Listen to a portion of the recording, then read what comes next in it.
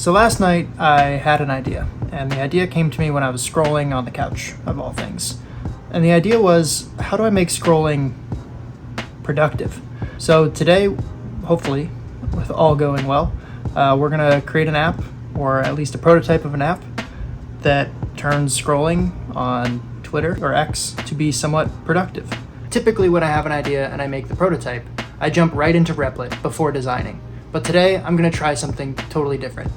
And at the end, I'm gonna compare the differences between designing first and jumping right into Replit. The idea that I have is to create a mood board. I'm a designer. I make websites and apps for other people, and I use Twitter to kind of find inspiration for, design trends and also lifestyle stuff. I make mood boards just like everybody, and in fact, here's one that I've made in years past that I kind of keep up. So anyway, my idea is to make your Twitter feed turn into a mood board, but not just a Twitter feed, your curated Twitter feed based on your bookmarks.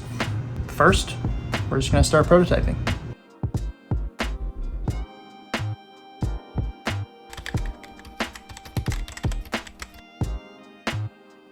I'm pretty early on in this whole process, but I think there are four main things for now. I'm sure there's gonna be many more that I need to design. One, the profile, so how you connect your X account. Two, the inbox. So the way I'm thinking about this is you're gonna be using Twitter or X and scrolling, and I just wanna be able to bookmark something and put that bookmark into a specific folder that goes into this board. But all of those bookmarks need to be aggregated onto one place that we could then sort later. Maybe if you're somebody like me and you work on multiple projects at once, you want to be able to sort certain things into certain different buckets. That's the idea of the inbox. Third is the canvas. Hopefully this is an open canvas where you can put things anywhere and they stay.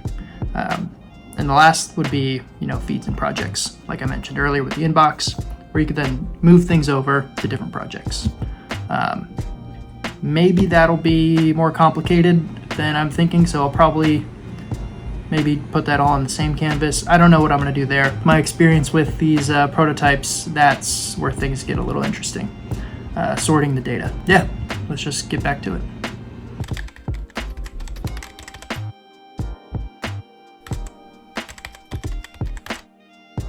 So I have the beginnings here of a design language.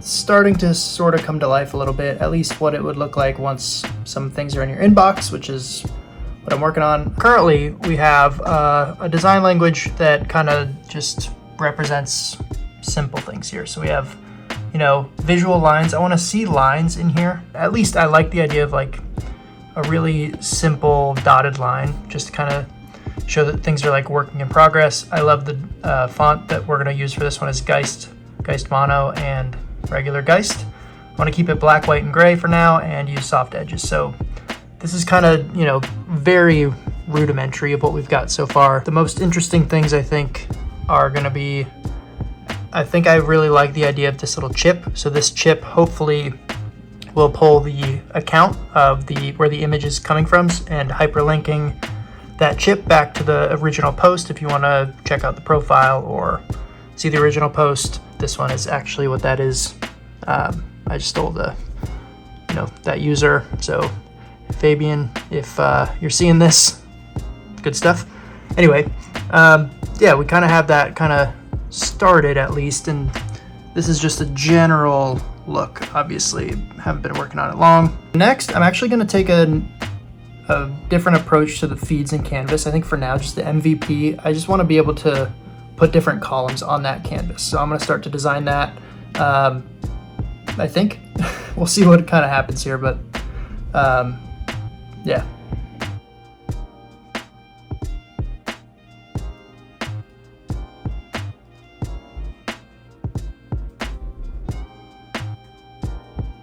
As I'm designing this, I'm finding that we're going to need a way to navigate the different projects. That's assuming that you have multiple projects on the canvas. So I think I'm going to design, my idea that just came to me as I'm making this, is to make, like a floating nav bar that stays on the screen somewhere. So that could, upon click, you can see different projects, navigate to them, and it snaps to the different parts of the screen. Yeah, that's just something that I would want. I want to be able to go get something quickly. I'm assuming we're going to have a use case where there's 10 to 50 different images in one project, and that canvas is going to be quite large, so I want to be able to get over to project 3 quickly. Let's see how that goes.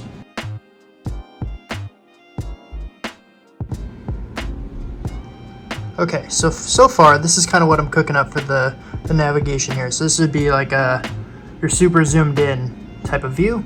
Kind of have like a glass-esque kind of nav bar that's just kind of there. We always will have the inbox, then as we add projects, this will just continually get longer. Yeah, that's kind of what I think. So this would be project name. I think next we need to maybe look at what it looks like as an interface to add another project. Where is that? Is that in the nav bar? Probably. Probably yes, so let's go do that.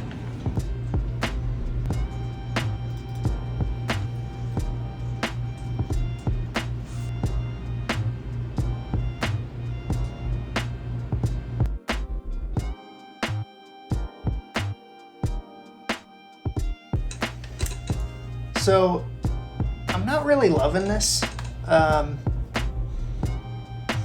It's just a little washed out, and I feel like we can do better. This glass look is really cool. It's not, I don't know, something's off about it. We got to keep working.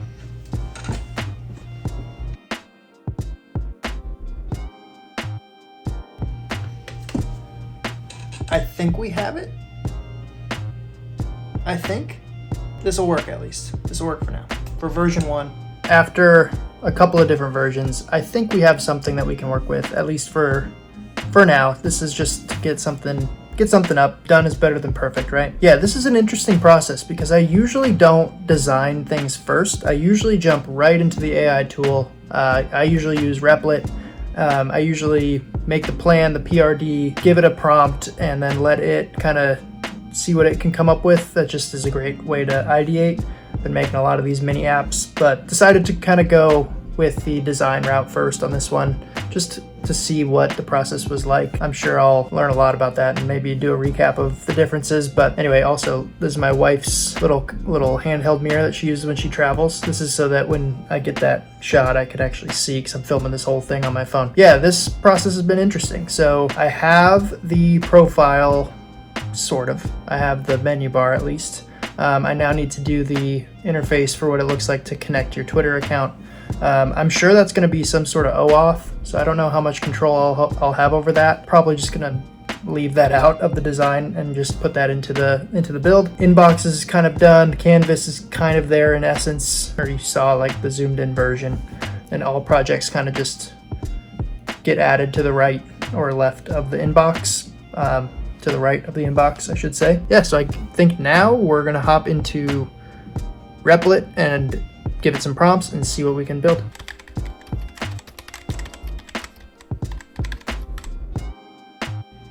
All right, I now have the PRD developed with a little bit of back and forth from ChatGPT, which is part of my typical workflow.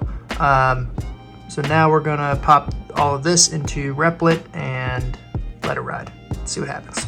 Behind me, I have Replit kind of doing its thing.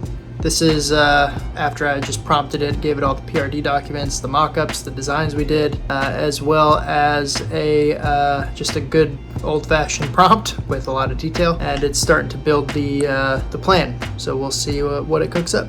Later that same evening. So it's obviously later in the day. Replit took a little longer than I expected. I think there was a part where it asked if we wanted to just do the mini prototype or if we wanted to do the full app. I chose the full app and it took twice or 3 times as long as it promised, which is not so great. So in the next video, we're gonna go into the Replit side of things. We're gonna make sure all the connections work. We're going to put in the APIs, the OAuths, the Supabase, the databases, and kind of make sure that the version 1 of the functionality is working. And then if we have time, which probably not because this is the hardest part with working with Replit, is getting the interface to look exactly as we would like it to. There are a lot of lessons that we learned today though, with this new design first versus just going right to Replit first. You know, there are a lot of pros and cons that we found first pro. It's easier to get ideas out quicker. So as a designer, my tools of trade, you know, working in Figma or other design tools, with just practice, I can work almost at the speed of thought. So I'm able to get the ideas out quicker. When you work with Replit, it's kind of, you know, get in and out of flow just by the time the agent is working and all of that. So you kind of have wait times. Next pro is you have artifacts that you can share quickly. So for instance, I was able to share some screenshots over to Ricky, or you can post them on Twitter. You can, you know, make things at TikTok, or you can get other pieces out so you can kind of get the buzz out about your product. Next pro would be you have more artifacts to help shape your idea with AI. So at least with me, with these, you know, little mini apps, I definitely leverage ChatGPT and Grok and Claude and all these things to kind of help shape ideas that I have started, and there's probably something that we could use to make it better, or things that I haven't thought of yet. Just kind of bounce my ideas off of the AI chat just to, you know, flesh them out a little bit. So some of the biggest cons that I found with this process is you don't really know what pitfalls you're about to come into. At least when you work with Replit directly, you kind of can tell when things are about to get tough. The other biggest thing is that you can very easily fall into scope creep, where this MVP in the design process, just because it's so quick to work directly with Figma, you can fall into that scope creep and go beyond MVP relatively quickly. So that's just something that I've found with this process. All in all though, I think this is better. I like it a little bit more. We'll see how tomorrow goes, but tomorrow we're gonna knock out the Replit side and we'll go from there. So tomorrow we're gonna touch on Supabase, OAuth, the API with X, the V1 functionality, and hopefully we have time to tidy the interface. So thanks so much for watching. Please like and subscribe, and don't miss tomorrow's video. Excited to continue this process with you all. And if you have any questions about design or your apps, feel free to DM me on Twitter. You can find me at Alec D. Wilson. We'll see you soon.